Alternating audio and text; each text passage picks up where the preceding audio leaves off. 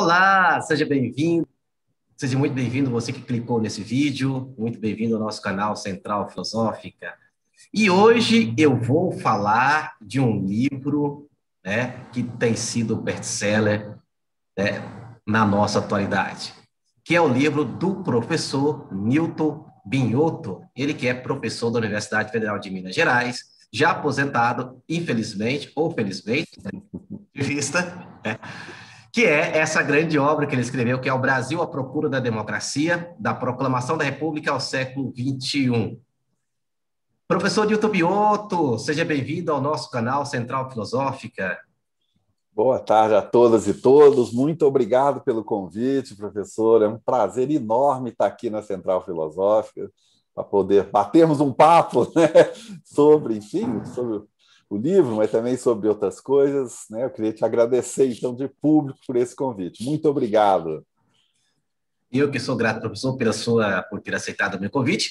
Antes de iniciarmos a nossa discussão, você que clicou nesse vídeo, já deixe o seu like nesse vídeo, comentários, perguntas, inquietações, pois as suas perguntas, comentários poderão gerar uma nova discussão. E compartilhe esse vídeo com mais pessoas. Como eu sempre digo aqui, aquilo que é bom é para ser compartilhado. Caso ainda não é inscrito, se inscreva em nosso canal, ative o sininho, pois dessa forma você será notificado de todas as novidades que semanalmente são postadas aqui em nosso canal. Vamos lá. Professor, vou começar pelas razões, né, que motivaram o senhor a escrever este livro, né? O Brasil à Procura da Democracia. E o que o senhor desenvolveu nesta obra? Ou seja, o que o senhor problematizou ao longo desta obra? Bom, eu diria que esse trabalho tem, digamos assim, duas origens, uma mais distante e uma mais próxima de nós, que, aliás, digo no livro, que é o fato de que, né, ainda em 2018, a École des études en sciences sociales, na França, em Paris, me convidou para fazer uma série de conferências sobre justamente o Brasil.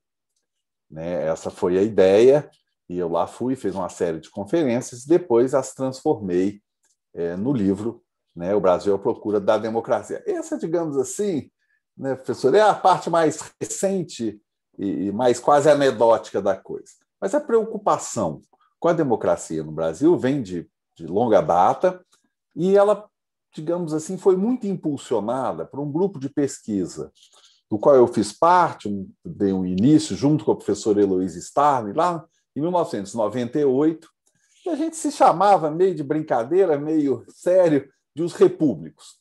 O que tinha nesse grupo? Na verdade, é um grupo que tinha filósofos, historiadores, cientistas políticos, sociólogos, até arquitetos, né? E pessoal da letras. A nossa ideia era, digamos assim, conversar sobre o Brasil, buscando, né, novas ferramentas teóricas, no caso, ferramentas vindas da tradição republicana, para pensar, né, algumas questões do Brasil contemporâneo. Então, esse objeto, de certa maneira, é o que está no fundo desse meu livro. Pensar a questão da democracia, né, não com desprezo ou à distância de outras pessoas que fizeram o mesmo, pelo contrário, partilhar aquilo que já foi feito até hoje, e é muito, mas tentar um olhar com ferramentas teóricas que têm sido pouco utilizadas para percorrer essa história da democracia brasileira. Então, o que, digamos, a aventura para mim desse livro, né, para além das conferências inaugurais, né, foi não propriamente aplicar, mas jogar um olhar sobre a democracia brasileira para além da simples ideia da falta. Né, porque nós temos um pouco uma tradição de sempre olhar a questão democrática no Brasil por aquilo que falta de democracia no país. Eu quis ver outra coisa, eu quis seguir os pensadores de várias tradições, muitos deles em plena contradição entre eles, mas para pensar além da falta, daquilo que nos falta, e sim a partir do que nós fizemos. Esse foi o desafio que me lançou na escrita desse livro. Né? Então, por isso, inclusive, essa temporalidade mais alargada. Digamos que o senhor fez um olhar mais otimista ou mais realista? Olha, eu sou otimista quanto à intelectualidade brasileira. sou muito otimista. Né? Eu acho que nós temos uma bela tradição intelectual e eu sou muito otimista com os jovens intelectuais brasileiros. Então, isso, de fato, né, é um ponto de vista meu, que eu adotei no livro, mas assim que eu procurei demonstrá-lo. Né? Então, isso realmente, para mim, foi, né, um ponto fundamental. E, ao mesmo tempo, um ponto de vista realista, que é o meu ponto, em geral, onde eu procuro ancorar minhas análises, né, que é de tentar seguir, né, enfim, o curso da história brasileira, e não apenas da história intelectual brasileira, né, com um olhar, digamos, tanto para as nossas mazelas quanto para aquilo que nós conseguimos realizar. Né, e sem buscar, digamos assim, também teorias completamente, enfim, dissonantes com a realidade brasileira e que muitas vezes interpelam, né, essa realidade e que nos, digamos, que nos distrai, né, daquilo que nós procuramos entender. Certo. Professor, pegando aí um gancho ainda nessa sua fala, então, no seu livro, a história política do Brasil e a história intelectual do Brasil, como o senhor menciona, né, são dois campos que foram cruciais para o senhor fazer a sua análise, né, da trajetória das ideias democráticas no Brasil. Gostaria que o senhor precisasse para a gente como que se relacionam esse campo histórico e da história, né, a história política do Brasil com a história intelectual, né? Como que elas se relacionam, como que elas se diferenciam, como quem podia falar, olha, a história política do Brasil é isso, a história intelectual é isso, e já no campo da história intelectual, quais os principais intelectuais o senhor usou, o senhor consideram, né, que são os principais para a gente pensar a democracia brasileira? Olha, eu acho que, é claro que é uma escolha metodológica, né, de pensar, digamos, os grandes textos sobre a democracia, ou muitas vezes, pensando no Oliveira Viana, contra a democracia, mas, né, na sua relação com o contexto intelectual. Isso é uma escolha metodológica. Então, se alguém me perguntar, mas não daria só para fazer uma história a partir do texto, sem, digamos assim, se preocupar com o contexto, vamos dizer assim? Claro que dá. Agora, eu acho, sinceramente, que para as ideias políticas, pensarmos as ideias políticas no contexto e na sua relação íntima com o contexto, favorece não só a compreensão de um autor, das suas virtudes e também dos seus defeitos, mas se trata, digamos, de pensar, né, de uma filosofia, uma sociologia, uma ciência política incrustada no real histórico. É isso que me interessa. Então, eu procuro voltar à época, não para dizer que a época determina as ideias, eu não acredito nisso, mas também não acho que ideias sozinhas determinam um tempo histórico. Eu acho que é no tecido do tempo histórico, né, que essas duas coisas se cruzam, se influenciam e se separam por vezes. Né? É por isso que alguns pensadores, se nós pegarmos, por exemplo, essa trajetória desse grande pensador conservador brasileiro, Oliveira Viana, né, se nós tomarmos o que ele diz lá, né, na segunda década do século XX, né, digamos, a sua recusa quase da democracia, né, um pensador tremendamente antenado para aquilo que acontecia na Europa e que acontecia no pensamento conservador, é alguém que conhecia pensadores que hoje nós frequentamos poucos, como Gustave Le Bon, né, mas, enfim, era alguém, né, um pensador conservador que, ao longo do tempo, não deixa de ser conservador, mas que reage no campo das ideias à história vivida. Então, depois no livro eu mostro que depois da Segunda Guerra Mundial, né, a ideia matriz dele, que seria essa inadequação do Brasil ao regime democrático, isso ele manteve ao longo da sua vida, mas ela ganha um outro sabor. Por quê? Porque ele sabe que aquelas ideias que o inspiraram 30 anos antes, né, e que tinham algumas delas ligações com o surgimento dos regimes fascistas, já não eram mais adequadas para expressar, né, o seu arrepio à democracia. Então, eu acho que a história brasileira é feita disso também, a história intelectual. Se nós acompanharmos aí, num outro campo, um pensador como Florestan Fernandes, um dos nossos grandes pensadores, né, nós vemos que ele tem, digamos, é mais otimista ao contrário. Ele sempre foi um democrata, então, quanto a isso, não há mudança. Mas ele, nos anos 50, né, ele tinha uma ambição democrática e uma força de ação mesmo. Ele se engajou profundamente, por exemplo, né, em torno das reformas educacionais. Ele tinha muita crença na educação como ferramenta essencial para a democratização do país. Quando vem o golpe de 64, ele é punido, tem que sair do Brasil. Ele nunca abandonou a sua fé democrática, mas ele vai encontrar, naquele contexto, tanto econômico quanto político, né, dificuldades que ele não previra antes.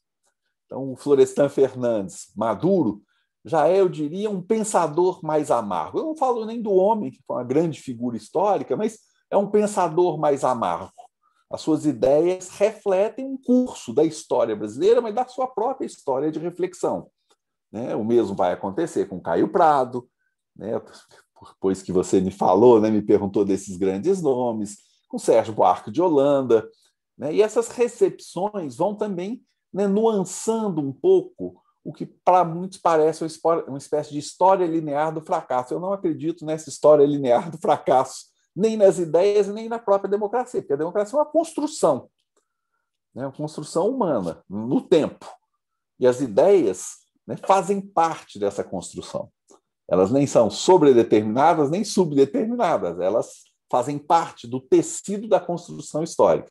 Então é por isso que eu insisto, desde o nossos pensadores abolicionistas lá atrás, né? Joaquim Nabuco é uma figura maravilhosa, é uma figura que compreendeu o que hoje, por exemplo, nós temos discutido muito, né? Como, né, a escravidão havia se enraizado de tal maneira na história do país, e ele dizia, vai ser difícil abandoná-la.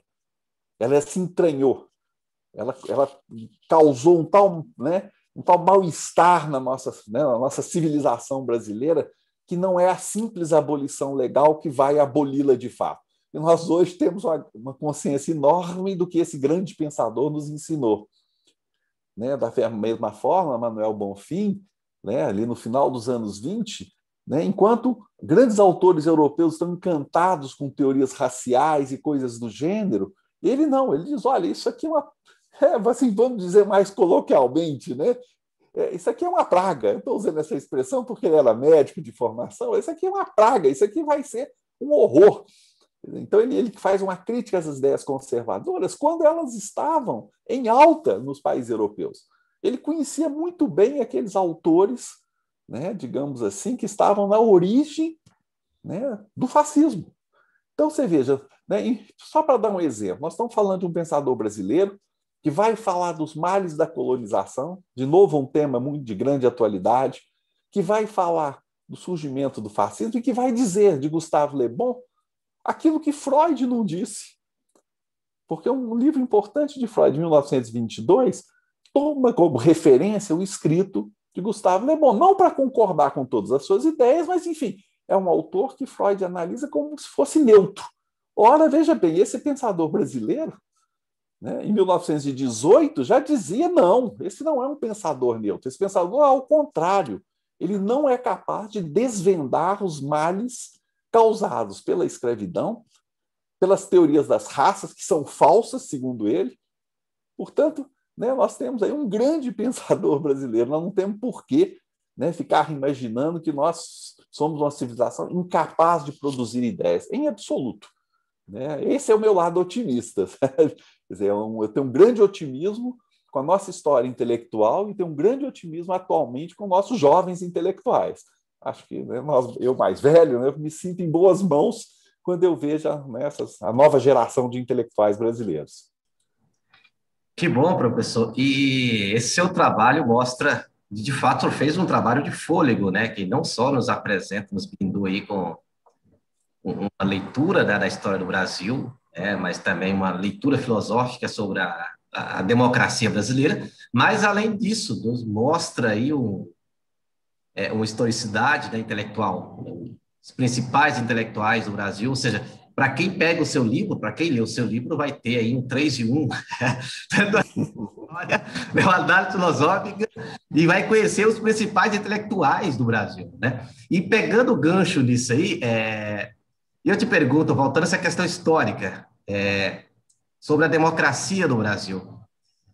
Quais são os fatores que ensejaram o surgimento da República ou a República Democrática Brasileira, né? Quais são os fatores que ensejaram o seu surgimento e por que que a nossa democracia brasileira pode ser considerada frágil? Uhum. Olha, é claro que o que eu procurei pensar. Primeiro que a gente tem um movimento, digamos assim, de luta contra a monarquia, que vai ganhando fôlego, não é do dia para a noite, né? Eu acho que muitas vezes a gente tem uma falsa impressão de que aquilo ocorre como uma simples quartelada que derruba o imperador. Isso não é verdade. Em que sentido não é verdade? Porque você tem um intenso debate de ideias desde a década de 1860.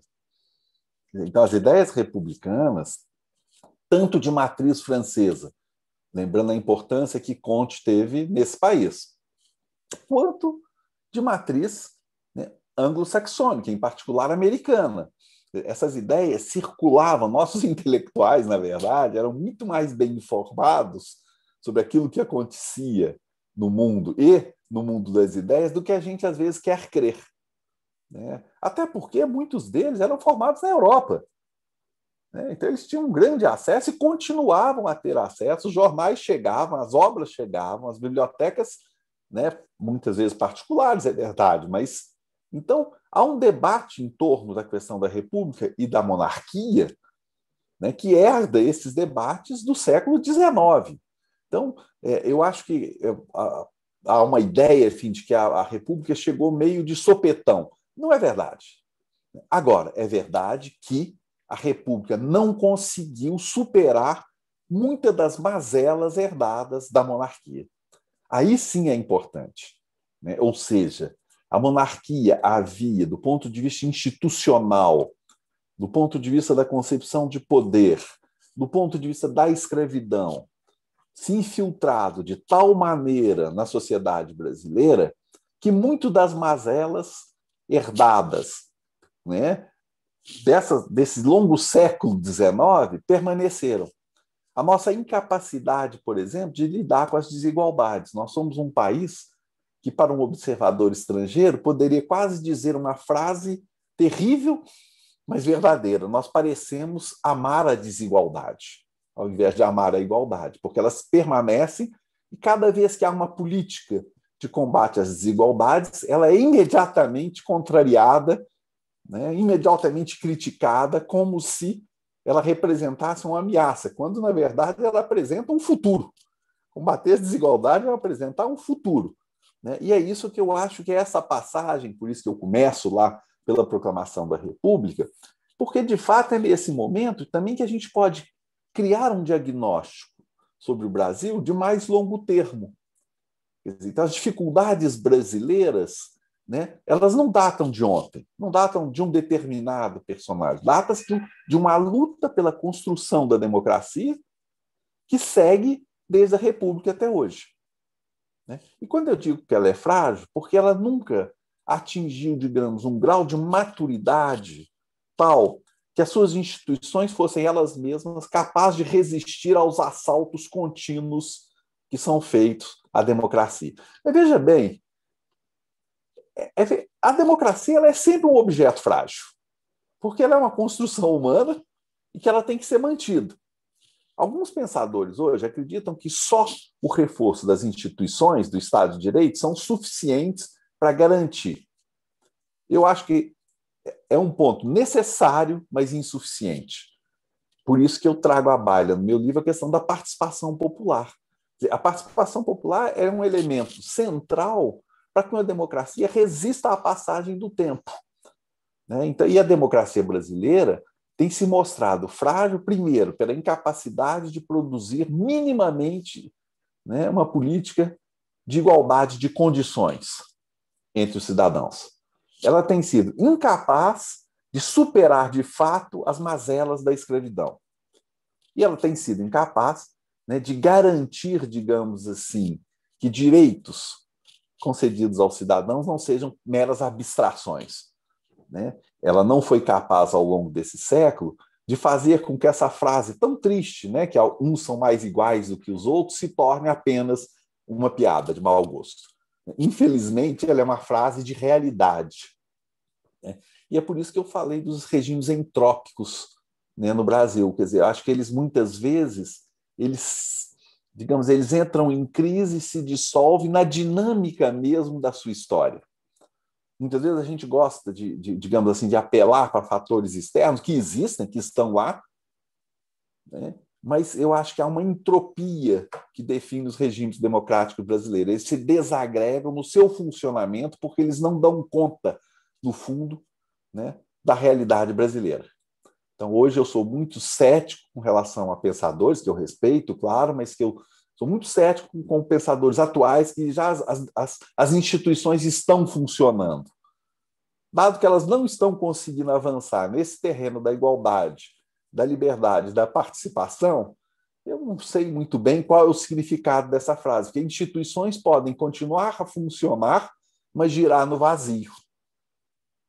Elas podem... Não é a simples existência de uma instituição que garante que ela é, digamos assim, um esteio da democracia.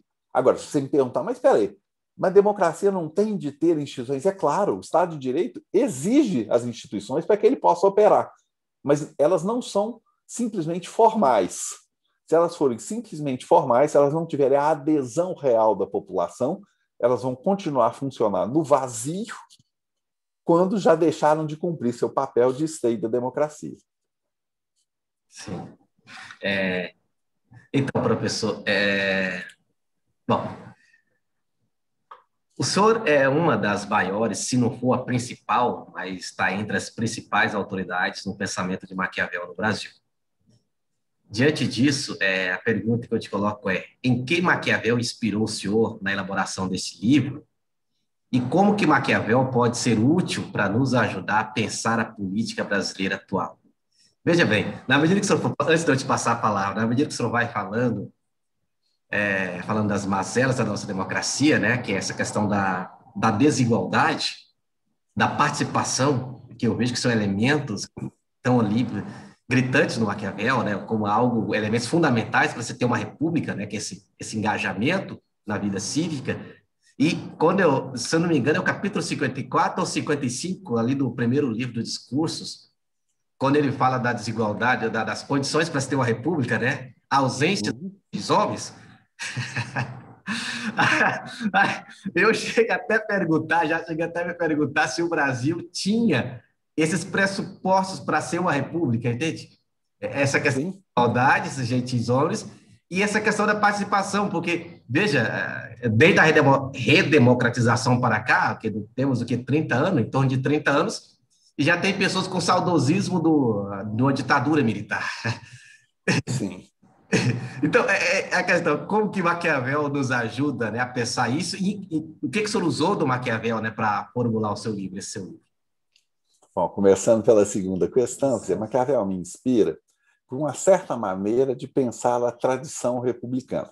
Eu insisto no termo tradição, porque uma tradição comporta o que eu chamei no outro livro de várias matrizes.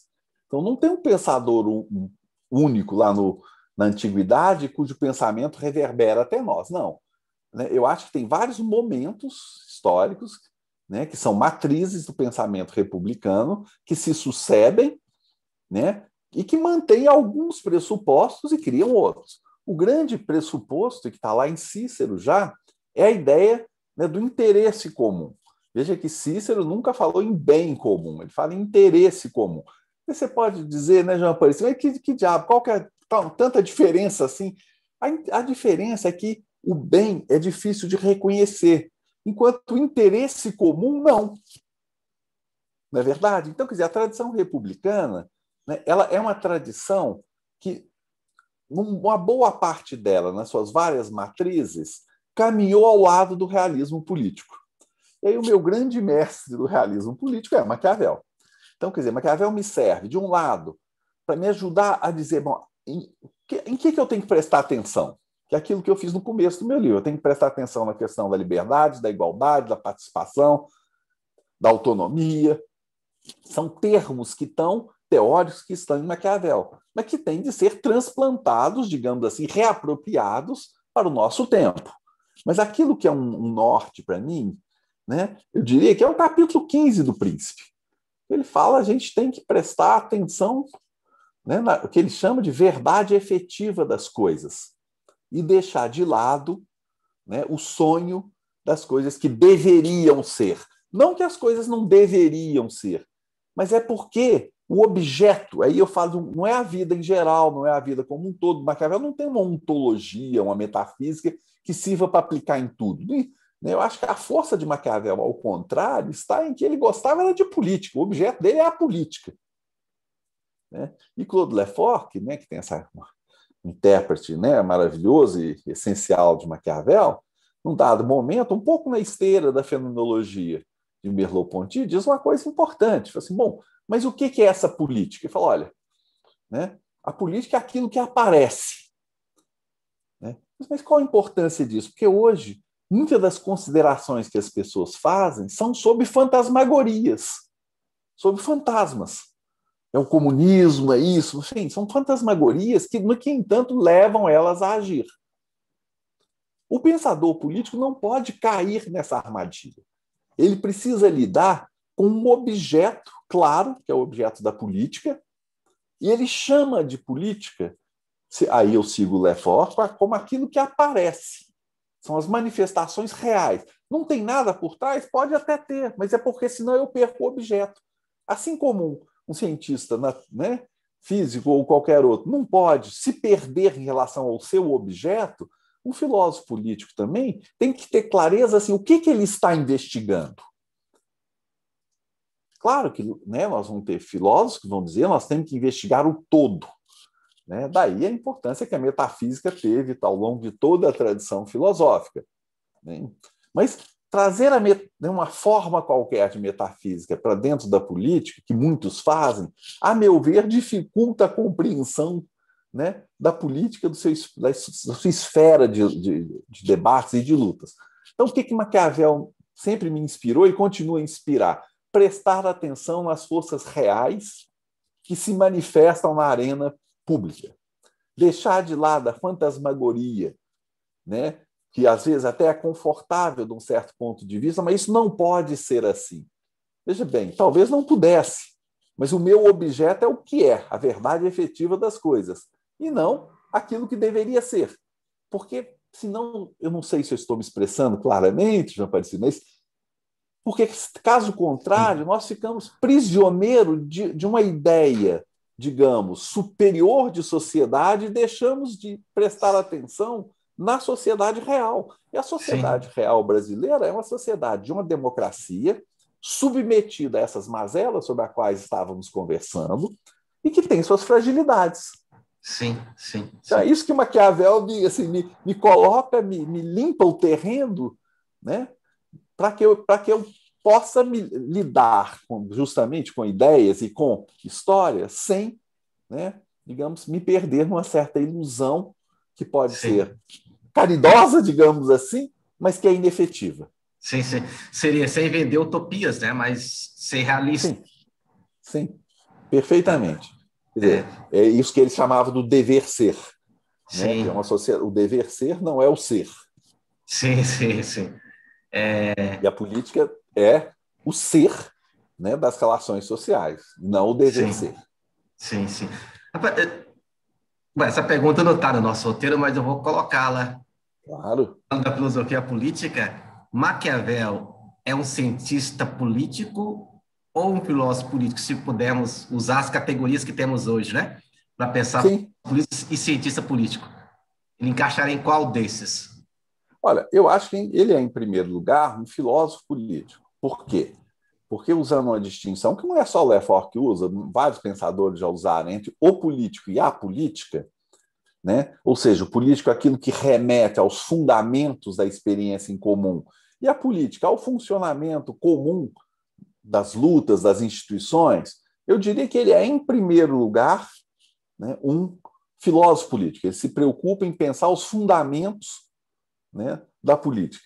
Agora, ocorre que, como essa distinção, digamos assim, não era do seu tempo, ele também foi, em alguma medida, um cientista político, porque ele tinha uma enorme habilidade para observar, né, e estudar e clarificar, né, o funcionamento efetivo das instituições. Então, acho que ele é uma mistura dos dois, ele está um pouco na raiz das duas coisas.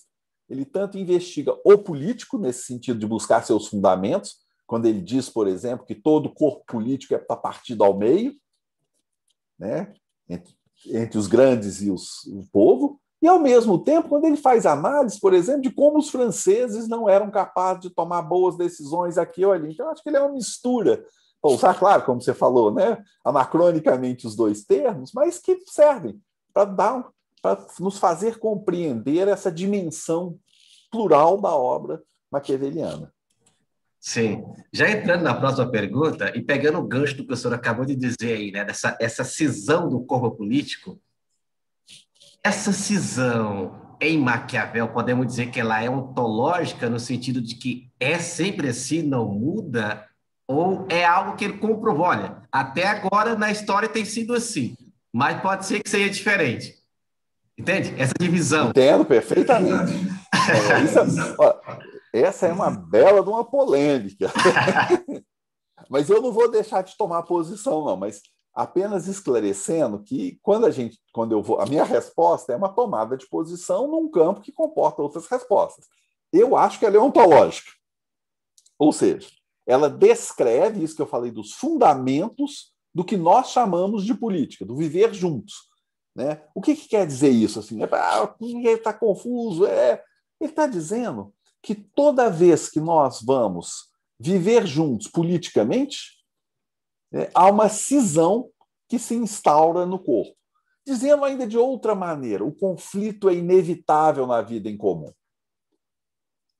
Isso tem assim, quando ele formula isso, nós não podemos esquecer, né, João Paes, que toda a filosofia medieval, sempre um exagero, né, mas uma parte influente da filosofia medieval fazia da ideia de paz o núcleo central da vida em comum. Quer dizer, o que nós devemos buscar? A paz, a concórdia. O que Maquiavel nos diz? Olha, tudo bem buscar a paz como objetivo imediato, real, no tempo presente, ok, excelente. Mas não como objetivo universal. Por quê? Porque ela é impossível. O conflito é que é determinante das nossas relações. O que nós temos que saber é como lidar com esses conflitos. Como trazê-los para o interior, por exemplo, né, das instituições. No lugar de deixarmos correr solto numa cidade as brigas, por exemplo, entre cidadãos, né, instituir a justiça. Instituir meios para que essas brigas possam, né, serem vividas fora do espectro da violência. Mas a minha resposta é que isso, enquanto formos viver, nós seres humanos, formos viver juntos, nossas relações sempre comportarão a dimensão do conflito.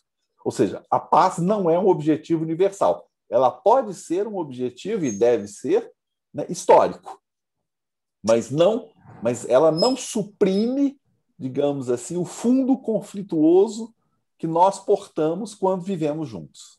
Sim. É claro que aqui, né, eu estou tomando posição, né? Sim, eu compreendo.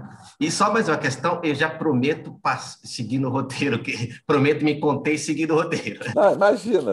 Ainda nesse contexto, claro que essa cisão ela é dada ao fato dos homens serem que eles são, ou essa cisão, ou seja, ela está ligada à natureza humana, infinitamente desejante, até que ponto esse conflito está ligado aos desejos, ou se é algo não, ela é próprio da política, da vida política, entende? Não é que ela está... Sim, perfeitamente. A natureza humana. Toda a questão do Maquiavel é o seguinte. Bom, o ser humano é desejante. Isso ele diz o tempo todo. Ele deseja o tempo todo. Então, isso já coloca uma certa tensão, vamos dizer assim, no interior, né, das relações sociais. A filosofia política quase sempre tem uma antropologia pressuposta. acredita que a natureza é de uma determinada maneira. Quando você olha Rousseau, por exemplo, né, isso está claríssimo. Você vai para Hobbes, isso está claríssimo. Quer dizer, é uma antropologia, né, um certo olhar sobre a natureza humana que está pressuposto. Né? Como me parece que opera Maquiavel? Ele diz repetidas vezes, tanto no Príncipe, quanto nos Discursos, quanto em outros lugares, que os homens são maus. Ele diz isso em todo lugar. Mas, ao mesmo tempo, ele diz algo surpreendente. Ele diz o problema é que os homens não conseguem nem ser bons o suficiente e nem ser maus o suficiente. Então, a gente fala, então não há uma contradição? Olha, eu pessoalmente acho, até defendi isso num artigo, né, que eu chamei da antropologia negativa. O que quer dizer isso? Quando Maquiavel diz que os homens são maus, no fundo ele não sai disso, ele não estrutura isso. Né? Olha só, e dizer que os homens são maus, para a época dele, não era nada, mas não era nada polêmico.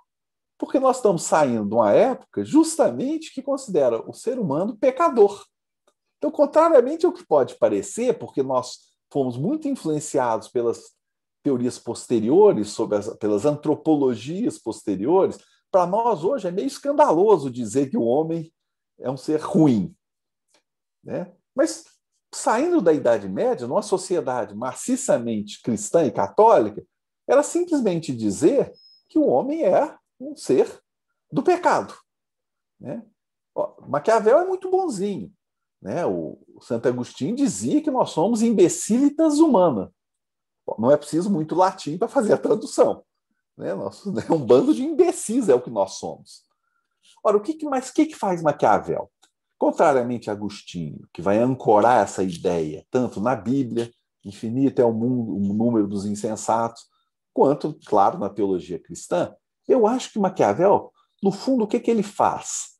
Nós temos 3 opções. Considerar que os homens são bons, e nós vamos ter uma série de decepções, tentarmos produzir uma antropologia que dê conta da complexidade da natureza humana, o que coloca um número de variáveis quase infinito em jogo, ou simplesmente anular essa variável, digamos assim, fazendo o quê? Se eu digo que o homem é mau, se o ator político concreto age bem, ele não vai causar dano ao teórico.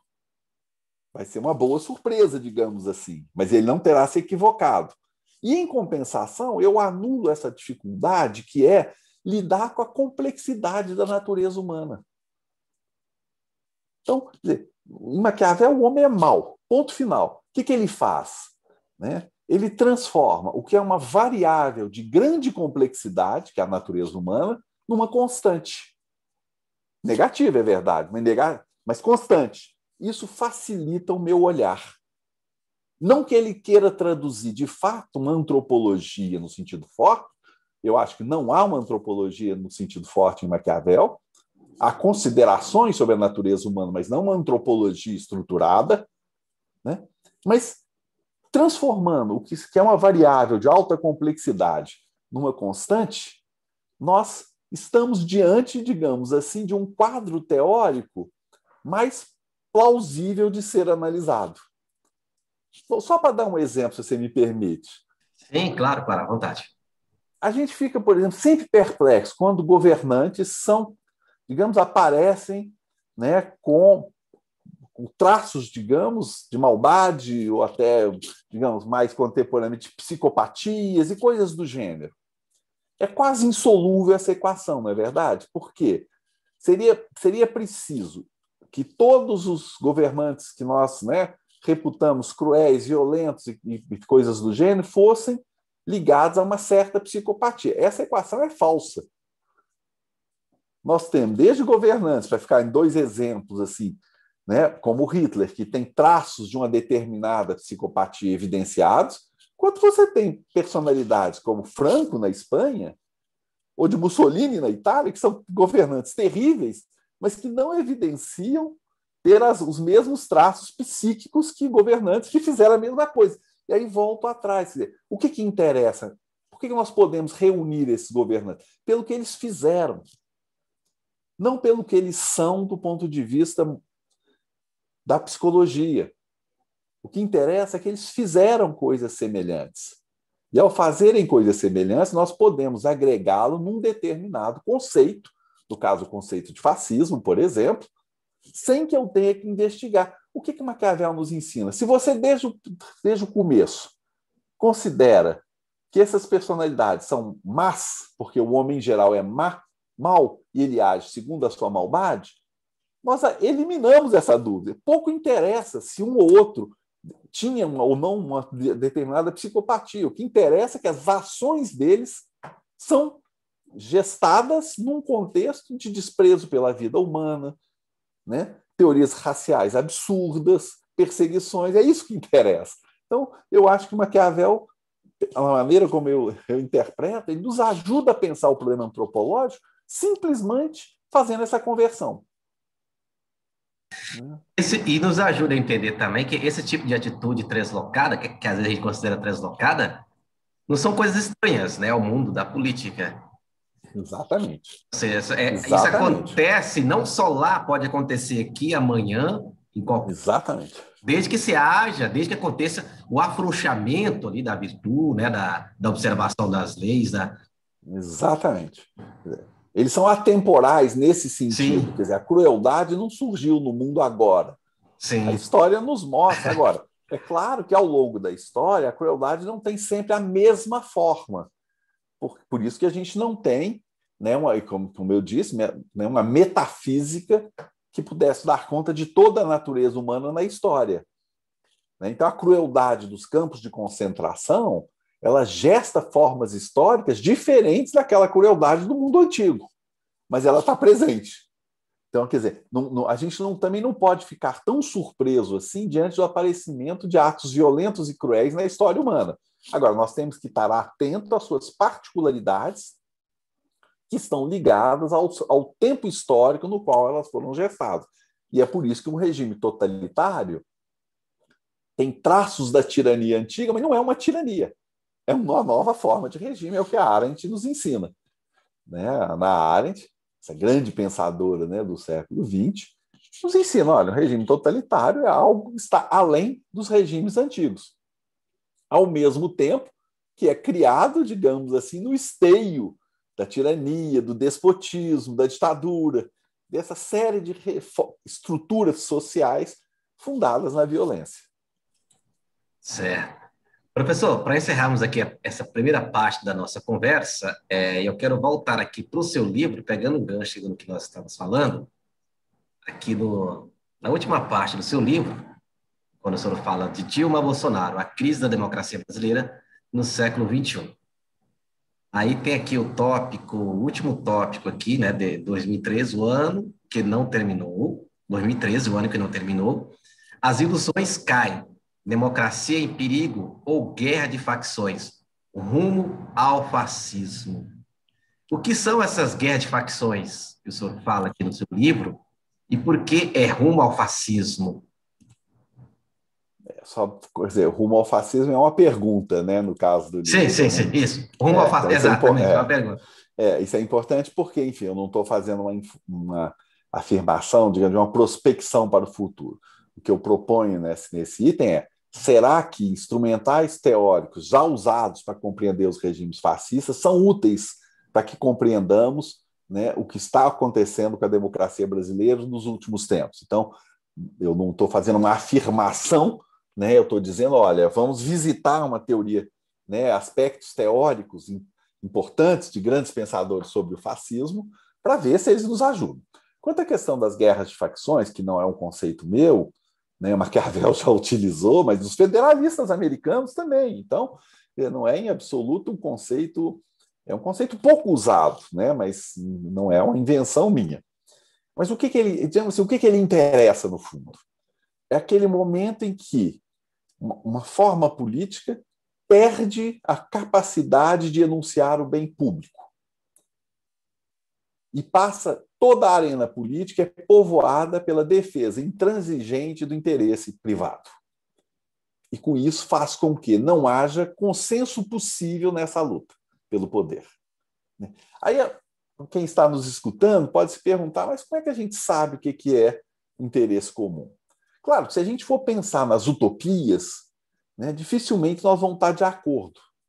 Mas nós podemos pensar que quando a gente ratificou, e foi ratificado pelo parlamento, né, a Constituição de 88, isso é uma figuração do bem comum. Ou seja, porque ela diz da maneira como nós vamos viver juntos. Ela coloca limites às ações dos entes particulares. Hoje, na pandemia, nós vimos que é de interesse comum absoluto a manutenção do SUS. É de interesse comum para os destinos desse país que nós tenhamos uma educação, né, desde a creche até o universitário, de excelente qualidade e pública, porque senão esse país não vai sair do lugar. Então, veja bem, interesse comum, é por isso que lá atrás eu falei em Cícero, que ele não usa o termo bem comum, ele usa o termo interesse comum. Interesse comum são coisas palpáveis, não tem nada de extraordinário, o mundo em que todo mundo acorda e vê, não tem nada disso, não. O SUS, não, sabe, não é um sonho, ele está aí, ele tem se mostrado nessa pandemia essencial para a população brasileira, portanto, a gente pode dizer que a existência mesmo do sistema único de saúde é uma figuração do bem comum. O que é, digamos assim, a guerra de facções? É aquele momento em que partes do corpo político, né, deixam de figurar esse interesse para, por exemplo, né, propugnar que a saúde agora seja privada e que todo mundo vai ter um vale não sei o quê para ir para o hospital que quiser. Isso é, obviamente, né, eu não sou especialista em saúde pública, mas num contexto como o nosso, isso mostra a sua inadequação total. E que a guerra de facções é quando esses grupos, A ou B, defendem a sua posição privada como se ela fosse universal. E com isso, aí não é o conflito só maquiaveliano que está presente, porque ele está presente. É a incapacidade que nós nos encontramos de vivermos juntos democraticamente.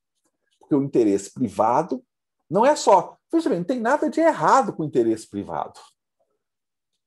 Cada um de nós tem seus interesses, e cada grupo tem seu interesse. Nós, da educação, temos interesses convergentes. Então, não tem nada errado.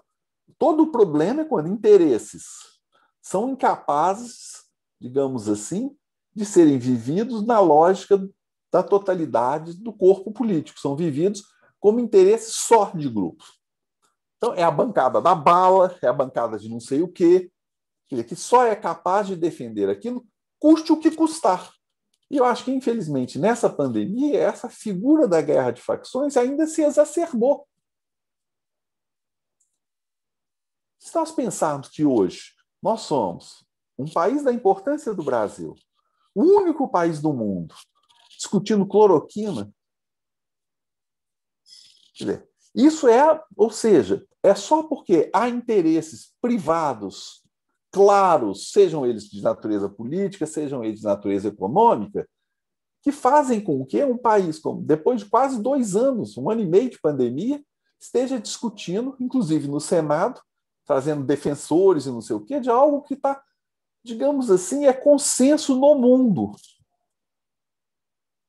Que isso não tem o menor interesse. Então, esse é o caso típico de uma guerra de facções, em que o interesse privado aí, né, se sobrepõe completamente ao interesse público, que, de novo, no caso no atual, qual é o interesse público? Você não é médico, você não sabe nada, é verdade, não sou médico e sei poucas coisas. Mas no mundo inteiro está dizendo o quê? Que o interesse é vacinar toda a população brasileira. Não precisa ser médico ou ser um sábio, coisa que eu não sou, nem médico e nem sábio, mas, veja, então, interesse público não é abstrato. É possível, sim, determinar interesse público. A guerra de facção é aquela que impede que isso, que é quase transparente em alguns momentos, e nesse momento é o caso, se torne realidade. Essa questão do interesse comum, eu vejo que ela não só a questão de ser possível, mas mais do que isso, eu sempre defendo que é uma questão de necessidade. A necessidade disso. Senão coloca em risco a vida política. Senão não tem... Perfeito. Perfeito, total concordância. Essa questão das facções eu vejo como o fim da vida política. E o senhor falando desse interesse, né? O curioso é que no Brasil, esse interesse faccioso, especificamente nessa linha da cloroquina, vai na contramão, como o senhor colocou, da ciência, da racionalidade. Sim. Depois fala que, ou seja, tá vendo que, ou seja, a irracionalidade ela perpassa o corpo político. Exatamente. Ganhar força, né?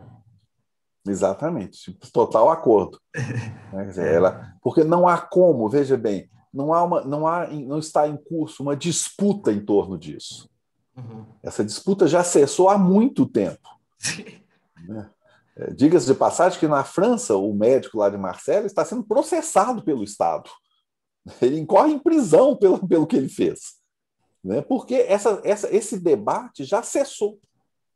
Sim. Então, se ele continua, ele não é no plano da ciência e da razão, ele continua num plano de uma política, e concordo inteiramente com a maneira como você formulou, em vias de deterioração.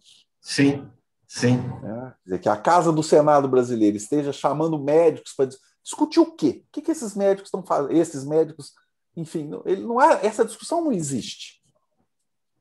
Né? Teoricamente, do ponto de vista da saúde pública e da ciência farmacológica, a discussão simplesmente não existe. Se ela existe, é porque ela está deslocada do seu lugar original, que seria um debate farmacológico, médico, importante, que já foi travado e já foi dirimido. Então, é porque ela migrou do seu terreno de origem para outro terreno que só pode causar males, né, para a nossa sociedade. Sim. Certo. Professor, eu fecho essa parte com o título do seu livro, né? Que o senhor coloca o Brasil, né?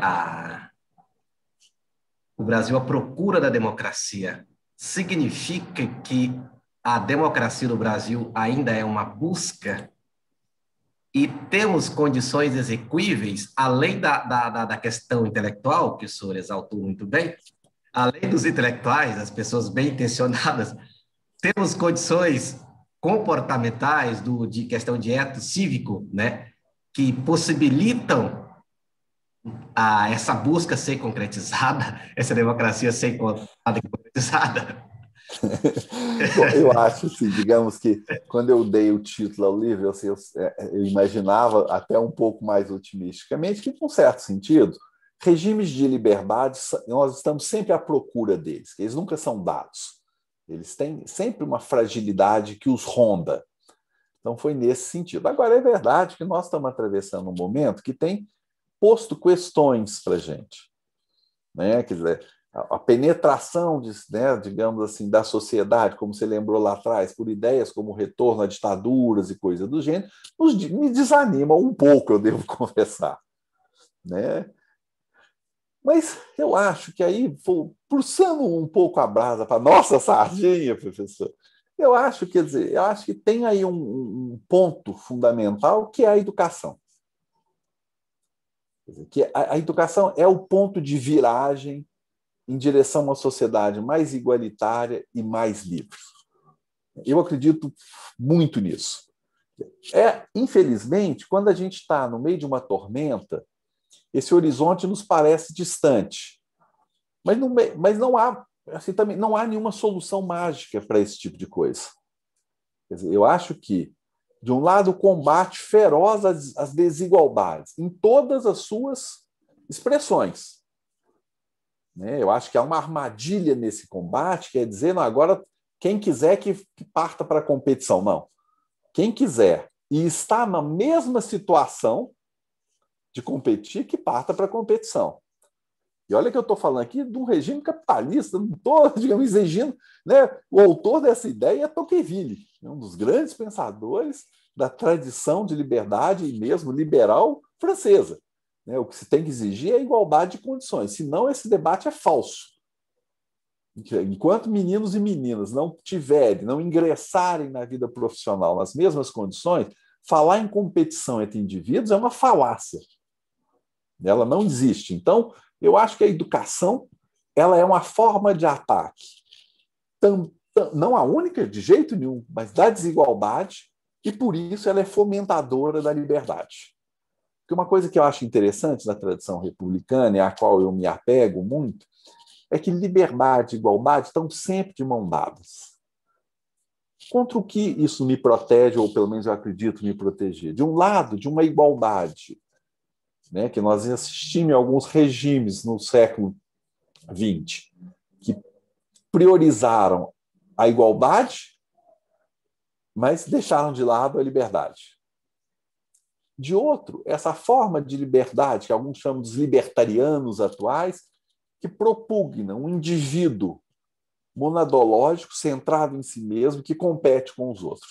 Eu não acredito nem numa forma, nem na outra. A tradição republicana, o que me ensina, e Rousseau diz isso claramente, portanto também não estou inventando nada, é que igualdade e liberdade andam de mãos juntas. Se uma fraqueja, a outra é atingida. Então, eu acho que, para mim, esse é um bom norte, né, para a nossa procura. E, realmente, eu mantenho a minha crença na educação.